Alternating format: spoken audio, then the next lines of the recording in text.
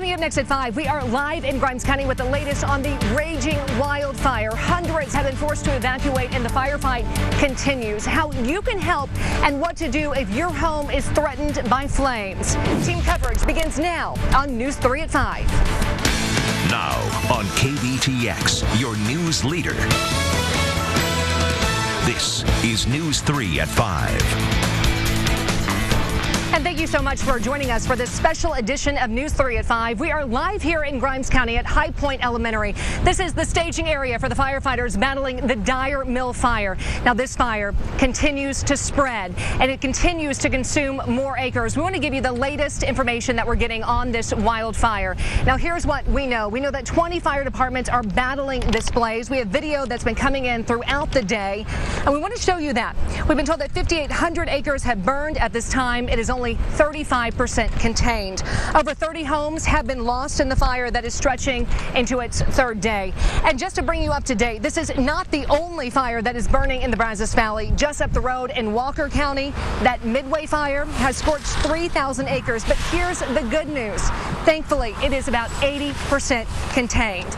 Now back here in Grimes County as firefighters work to contain this blaze, residents are being evacuated. In fact, 1,800 residents have been forced to leave their homes, and we're told that more evacuations are underway. We're going to go live to News 3's Nicole Morton, and Nicole has actually talked to some residents who were forced to leave their homes. And Nicole, some residents are waiting till the very last minute to actually leave. Exactly right, Meredith. As of last check, the massive wildfire that is ripping through Grimes County is only 35% contained. Many residents have already been forced to evacuate, yet there are a handful of others who say they're waiting till the very last minute to hit the road. More than 48 hours after this massive wildfire ignited, thick black smoke continues to reign over the Grimes County skyline. We felt the fire on our skin.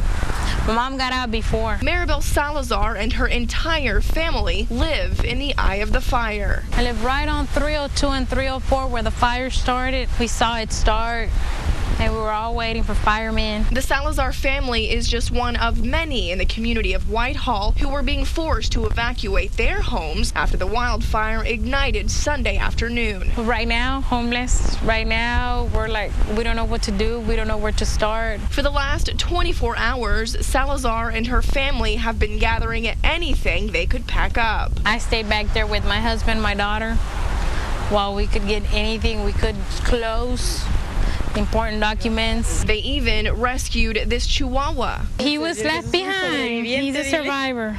Not taking any chances, her family is hitting the road to Houston, but many others are staying behind. That smoke can suffocate people, not just burn. I mean, you can suffocate yourself. Just get out. This pasture off of Farm to Market Road 362 has become a hot spot for spectators. Many sitting, watching, and waiting while praying for a miracle. We know that the house is still there, but we don't know if it's gonna be there tomorrow. Now, Meredith, we've learned that 20 to 30 homes in the Dogwood Trail subdivision are being evacuated due to heavy winds. Now, Sheriff Sal says that it's very important to understand for those that are being urged to evacuate to do so in an effort to keep everyone out of harm's way. Meredith? I want to remind you that if you are one of those residents who has been evacuated, you can go to the Navasota High School to seek shelter. You can also go on to KBTX.com to find all of the resources that are available to you.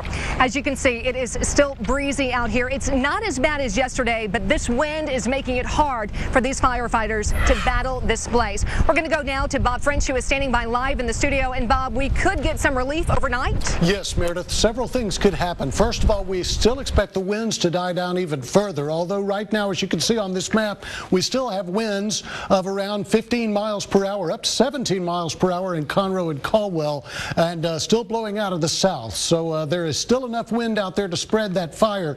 Temperature-wise, not quite as hot as yesterday, but it is still a scorcher with readings generally in the upper 90s and heat index readings as high as 108. Here's the better news, though, at least tentatively. There are rain chances in the forecast. We've got a big cluster of severe thunderstorms in East Texas right now. now northeast of Lufkin, but some of those are building back into Trinity County, and there is a possibility that they could build over the rest of the Brazos Valley through the course of the evening.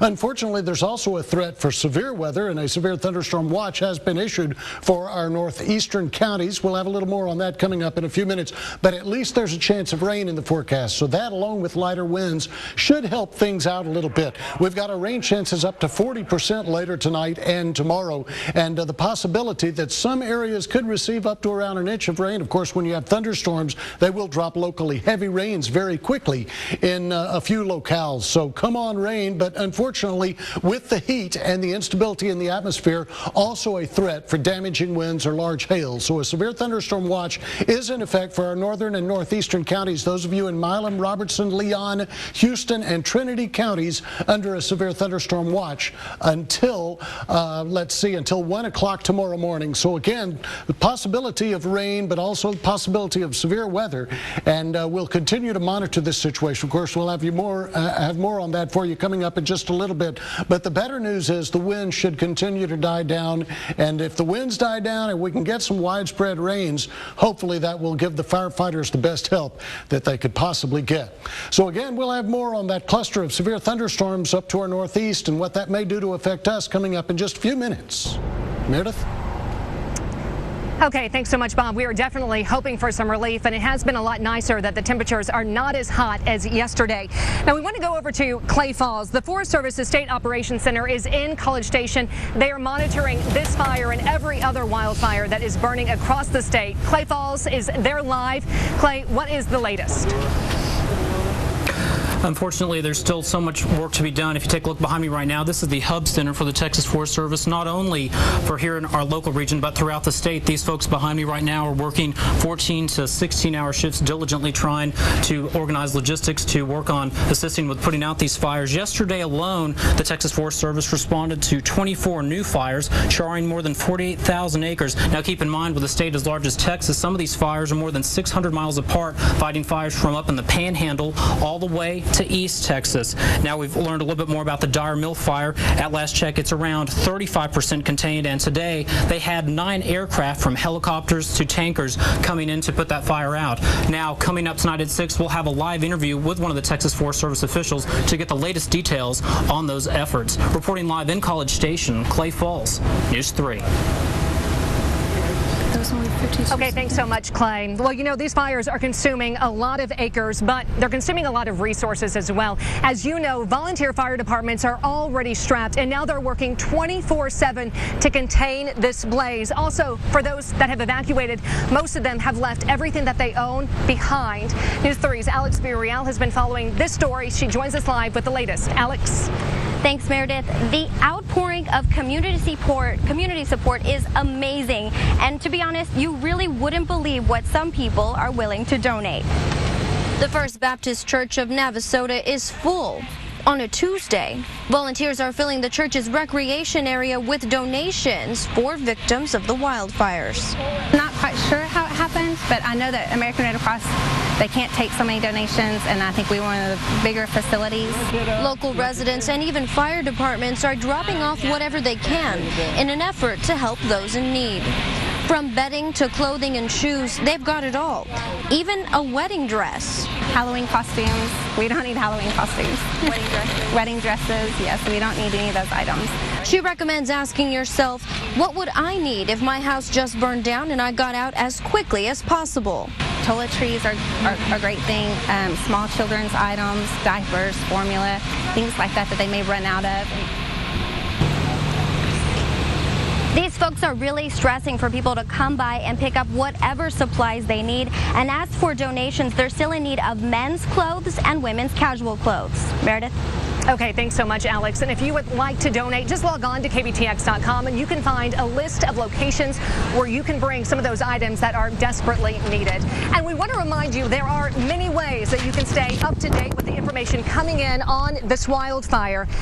You can find a live chat ongoing with our news team featuring the latest information on these fires and with reports from our crews at these fires and the latest from our newsroom. And also online you can find an interactive map of the fire areas and evacuation zones and how you can help those affected by the fires. It is all live online at KBTX.com. And still ahead on News 3 at 5, how you can make an evacuation plan if a fire ever threatens your home and how the smoke out here could be affecting your health. Live team coverage continues right now on News 3 at 5.